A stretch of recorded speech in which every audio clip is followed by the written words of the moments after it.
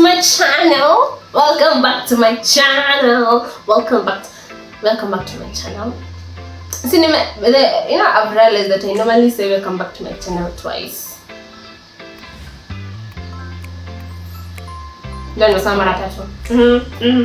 Anyways, today I want to talk about fasting. Tuanze tu na what is fasting and why is it important to fast? Now, fasting is deciding not to please your fleshly desires and use that time to worship God. Fleshly desires, you desire to eat, ama unapendanga tu kutumia phone all the time, ama what can you fast? You can fast your food, phone. Okay, I really najua tu hizo mbili. What else can you fast? Tumia tu hizo, sijui any other. And it shows God, it's important because it shows God that you are willing to sacrifice willingly. See, you're forced to willingly sacrifice not to eat food at that time so you can take more time worshiping God. And I realized that we all have these two different ways, not really ways, but knowledge about fasting that has make sense at a. For example, umeamua ku fast breakfast, ndio unasema breakfast, I'll fast my breakfast, ndio ni worship at that time, ndio. Then unaamua kufanya hivyo for like 4 days or something, ndio. Then on the third day unasahau, so unaenda kukula breakfast. Sasa ukikula unakutika hiyo. Nilikuwa napaswa kwa nikifast. Then unaamua acha fasting ikae juu nisha break fast. Ama another thing that tunakuanga tumejiwekea kwa akili ati ni venye sasa ukifast you act some type of way, as in sijui, yani someone will know you are doing something. Okay, kuna watu wanafanya hivyo. And then another thing that showing guys that you're fasting. So that's what I meant with that point. And then another thing that we do that making sense ni assuming that sasa juu ume break fast without knowing ati sasa you have sinned or something. Yani like you told God that you are going to fast lunchtime, ndio. Then umesahau tu human nature, umesahau ulikuwa tunanjaa ukakimbia ukakula njo. Sasa ukikula na kuhit, you guy, I'm supposed to be fasting. Now what do? You start feeling as if, man, sasa Mungu atanipea blessings. As in this, kuna venye tu tunafikirianga, I don't know where we got it from, but it's all false. Cause imagine something I didn't know. There is a whole verse about about fasting. The topic itself is true fasting. Imagine, that's in, take your Bibles, that's in Isaiah chapter 58. Yani yote ni kuhusu fasting. And it says, okay, I don't know if I should read this whole thing because it's chill. See chapter yote ni hadi verse 12.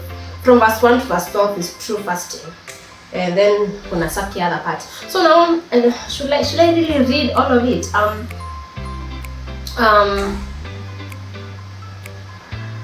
Nimejua what I'll do. I'll highlight this one verse in your God says, in your God points out our fasting that really doesn't please him. Then I'll highlight the part that pleases God about fasting, yeah?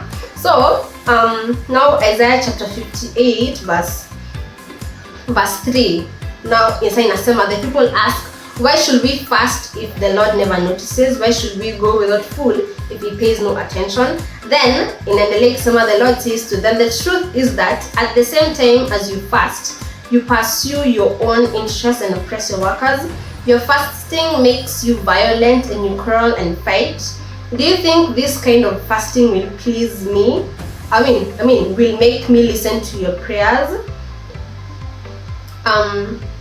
When you fast, you make yourself suffer. You bow your heads low like a blade of grass and spread out sackcloth and ashes to lie on. Is that what you call fasting? Do you think I'll be pleased with that?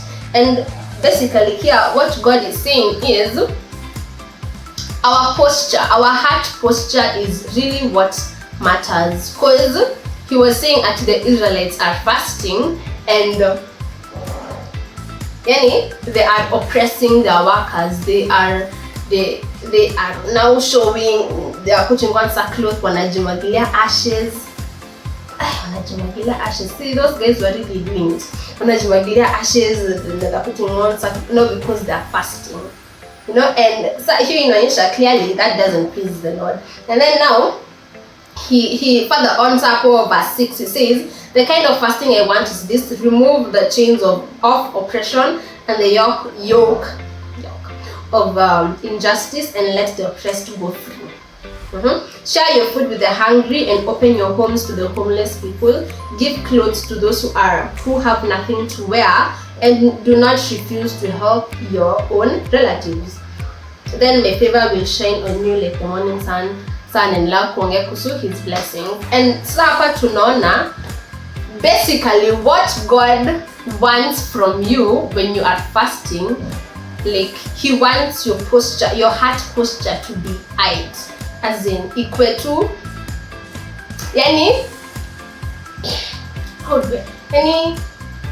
He looks at your heart. And ile yenye, for example, you are fasting and let's say you are going like through a dry fast. Dry fast ni ile yenye haukuli, haukunywi anything even to like for days. So ukiamua sema you're going for a dry fast like for 3 days, So see the 4th day, man, unasikia tu uko na njaa excess, Then